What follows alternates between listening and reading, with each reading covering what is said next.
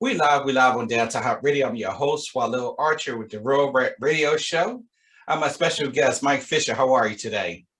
I'm doing great. Thank you very much. Walil, it's great to be here with you today. Well, thank you. Thank you for joining me today. It's my pleasure. It's a great privilege and honor to be here on your radio show. Awesome, awesome. So, Mike, let's talk about your background and your business. Okay, I am an environmental consultant. I have been doing this job for more than 3 decades. It's a very satisfying job to do.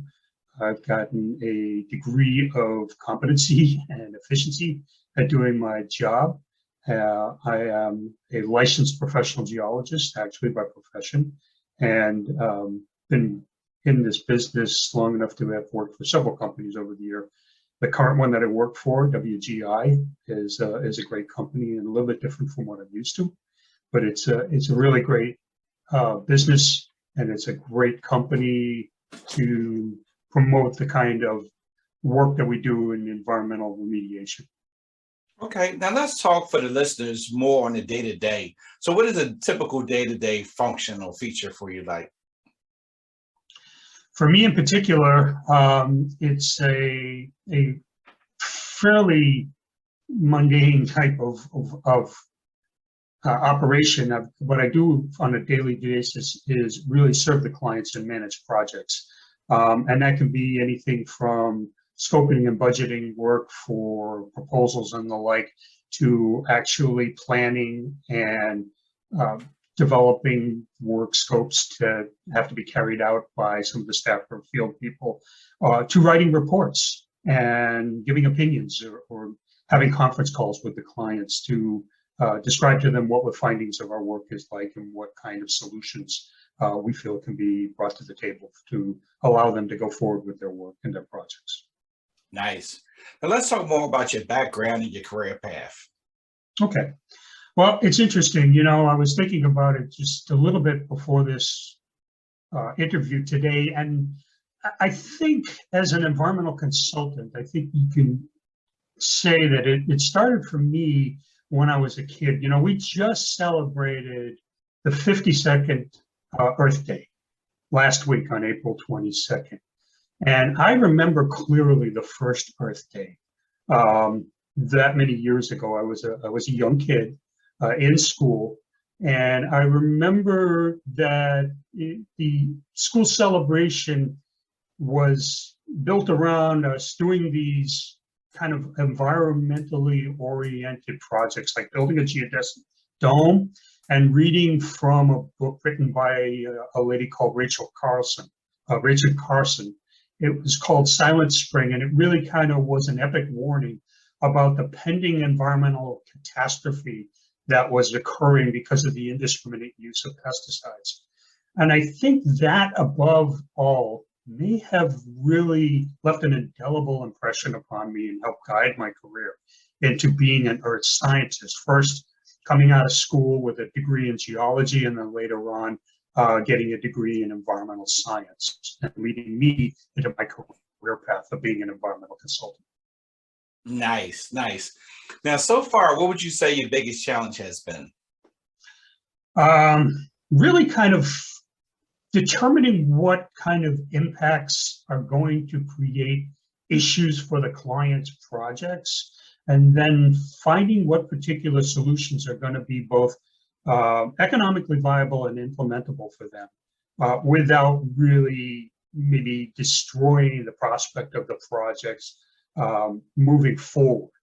Because there are times when you run into situations in environmental issues that might require more time and money than maybe the client had prospectively budgeted for or considered for their project development. So it's sometimes difficult to determine where the turning point will be and what you can give to the client in terms of an answer and a response to help them move their project ahead. Now, speaking in terms of clients, do you have an ideal client? An ideal client? All my clients are great. I can't say that they have one in particular that's ideal.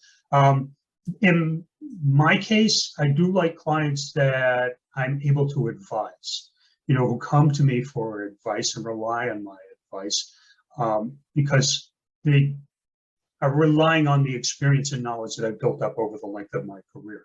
So if they're not quite certain about where they need to go or how their project is going to turn out, if they run into particular issues, they will come in advance, hopefully, and ask the questions, and then I will be able to provide them with that advice. And once the project gets moving, build on that advice to help them move forward and give them the capability to achieve the endpoint for their strategy.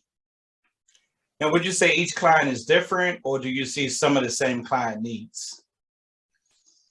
Many clients have similar requirements or similar goals in what they do, in particular developers with properties, whether they be commercial or whether they be residential or institutional. They all have an endpoint goal. They all want to get to through the acquisition process, through the development process, and to the occupancy of the facility. Whether that be an individual structure, whether it be a multi-structure development, or whether it be, say, an entire residential community building. They all have that goal. They're similar in nature, but everyone brings their own particular set of concerns and particular strategies to the table when it comes to developing. And sometimes, they're similar in nature, so that you can translate from one to another what it is that you provide in terms of advice to get to that endpoint. Okay. So would you say this is your passion, or is it more like work? Oh, no, it's definitely a passion for me when it comes to certain aspects of this job. Obviously, it's a work, it's a career, it's a way to make a living. But there are particular aspects about it, Walil, that I like, and those are in rehabilitation and repurposing of facilities. A lot of the work that I do involves discovery, definition, and determination of a strategy to clean up contamination. And it is taking those properties where these impacts occur, finding a fix for those properties, and allowing them to be reutilized or repurposed into something that's consistent, I think, with the purpose that the client wants. That really kind of gives me a drive behind my work. I like to be able to tell the client, we can fix that, and we can let you get to where you want to be with this property. And let's talk about some of your clients that you service. Okay, and many of them are developers on the commercial side, on the residential side. So the great deal of it is involving real estate. A lot of it is involving engineers. A lot of it is involving municipalities. Over the years, it's been a variety of clients serving in different capacities for them, and providing them with the different types of services that they need for their projects. Some of them are related to industrial, many of them are related to commercial operations. And so for the most part, I think all of them are the type of clients that require some level of skill and knowledge in the environmental service categories. Okay. Now, for 2022, any goals that you personally have with the company? Yeah, in particular, I'm glad you asked that question because it's a real good question. Part of what I've been looking to do is expand both my knowledge in capacities as a servant to the client in things like permitting and planning. And I rely on a lot of my team members in WGI for that, because the group that I am now working with is fully vested and provides those different scopes of services to the clients, to their different types of projects, but also in business development, especially trying to expand on the company's growth, because the company is still in the growth mode. We've been around for 50 years, and we have a national presence in 23 offices across the country. But as with any company, there is always a desire to expand on the business. And what I've looked at for 2022 as my primary goal is helping the company achieve more growth in many of the markets that we're in and beyond those markets. Nice. And as we begin to close out, how can they find out more information on your company, whether it's the website or social media?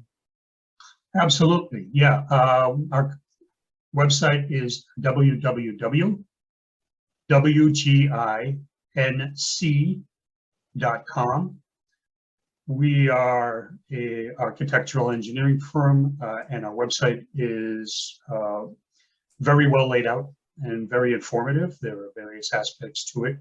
If people want to find information on the company, they can also contact me directly if they'd like. I can be reached at mike.fisher@wginc.com.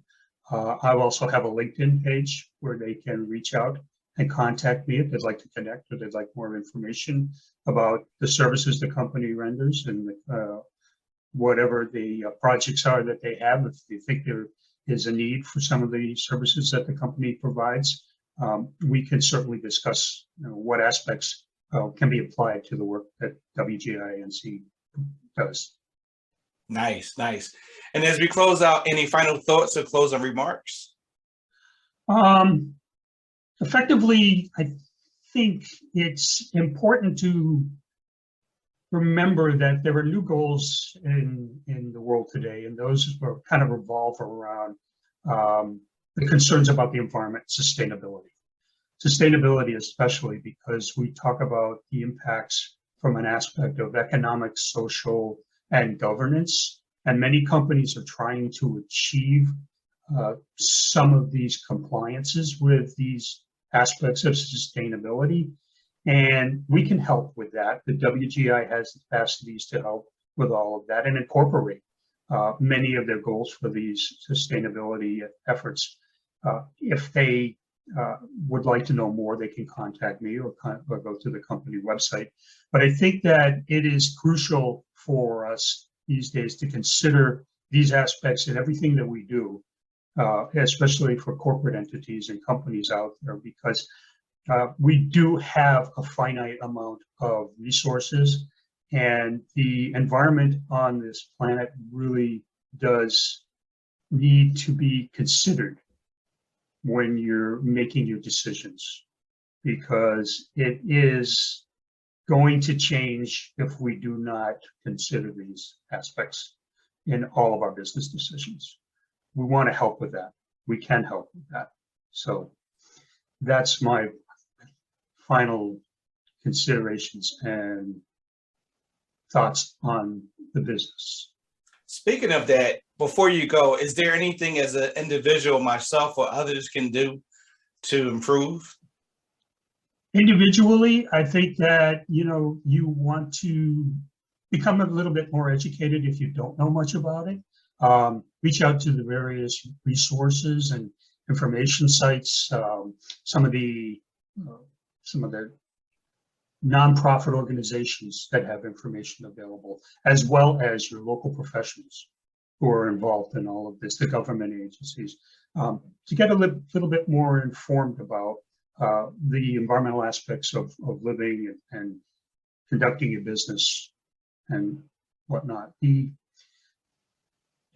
population at large does not necessarily pay a whole lot of attention, I think, to it, but it's a day-to-day consideration for many of us who are involved. So I encourage everyone out there in your audience and anyone that has an interest to really kind of seek more information, to gain more education in the aspects of environmental and especially sustainability.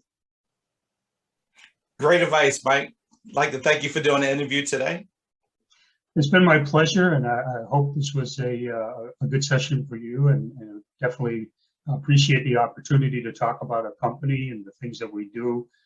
It's very unusual, I think, for us to get into the scenario where we get an opportunity to promote the company through a radio interview.